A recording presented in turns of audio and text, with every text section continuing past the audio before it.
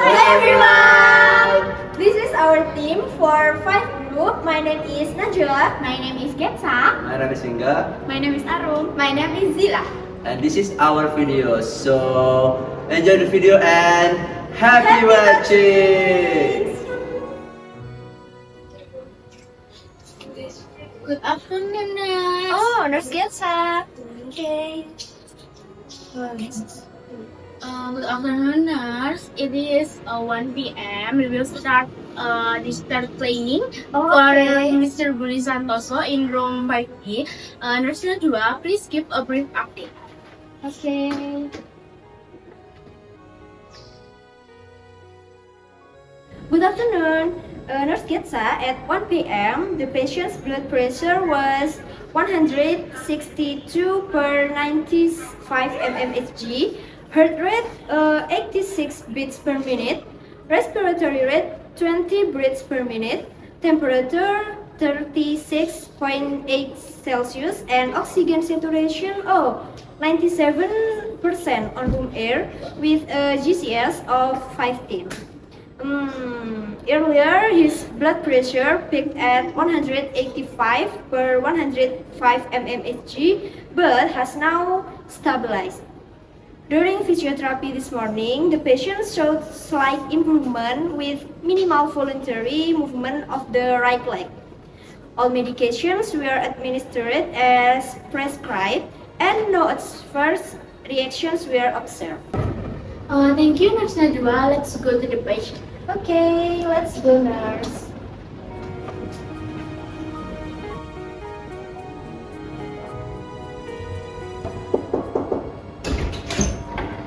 Just me. Excuse me, miss, mister. Good afternoon, Mr. Budi and Mrs. Tini. You are allowed to go home today. We will explain your care at home. Good afternoon, I'm Miss Aru. Before we begin, may I confirm your full name and date of birth? Budi Santoso, 12 March 1964. Okay, thank you, Mr. Budi. That match with our records. Today, we will explain your condition, medication, home care, follow-up schedule, and emergency warning sign. Are you both ready? Yes, nurse, we are ready.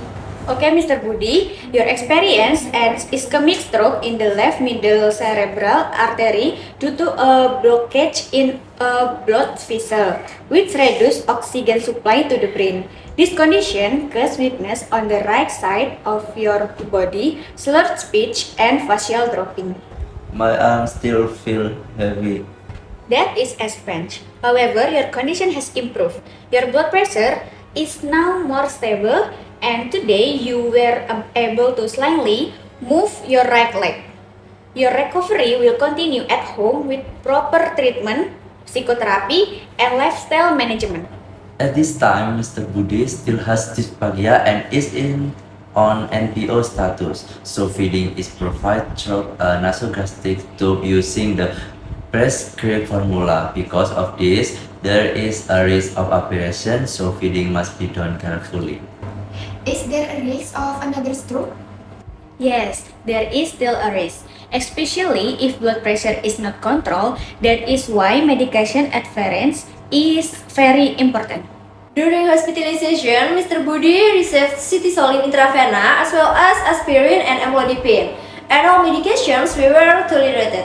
And then at home, Mr. Budi will take aspirin 80 mg once daily after breakfast, amlodipine 10 mg once daily after breakfast, and citisoline 500 mg twice daily in the morning and evening. Mr. Budi, aspirin help prevent blood clot, amlodipine control your blood pressure, and citisoline support brain recovery. Possible side effect include stomach discomfort or bleeding signs, dizziness or ankle swelling, and mild headache or nausea. Please do not stop medication without consulting the doctor. So in the morning he takes Alder, and in the evening only citicoline. Yes, that is correct. Yes, miss. Because of swallowing difficulty, feeding is still provided through a nasogastric tube using F75 formula 200 ml every 4 hours as instructed during hospitalization. And Mr. Budi is not yet safe for normal oral feeding. If oral feeding is later allowed, he should eat soft texture food in a upright position and stop immediately of gouging or cooking occurs. At home, he should perform passive range of motion exercise at least twice a day, begin gradual movement with assistance, and avoid prolonged bed rest. Yes, it is important to reposition him every 2 hours to prevent complication. Mr. Budi has a breathing score of 14, which indicates a moderate risk of pressure sore. So his skin should be checked daily, especially on bony areas, and medical attention should be sought if redness persists.